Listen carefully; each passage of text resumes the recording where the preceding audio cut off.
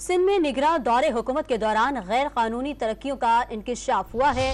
Director सेसी ने अपने गैर कानूनी तरक्की के खिलाफ दरखास्त देने पर गवर्निंग बॉडी के रुकन पर मुबैना हमले की कोशिश की है।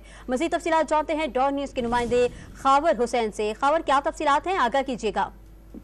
जी, महकमा लेबर के इदारे सीसी में अफसरान की मनमानियों का इंकशाफ हुआ है और खासतौर पर निगरान हुकूमत के दौर में गैर कानूनी तौर पर जो प्रमोशंस हुए हैं, जिस पर डायरेक्टर एडमिन के हवाले से एतराज उठाया गया। Member governing body Mohammad Khan Abro की जानिब से उन्होंने जो गवर्निंग बॉडी की मीटिंग थी उसमें एतराज उठाया कि गैर कानूनी तौर पर जो है वो निगरान दौर में ग्रेड 18 में पहले प्रमोशन हुआ, 19 में हुआ और उसके बाद फिर ग्रेड 20 में दे दिया गया।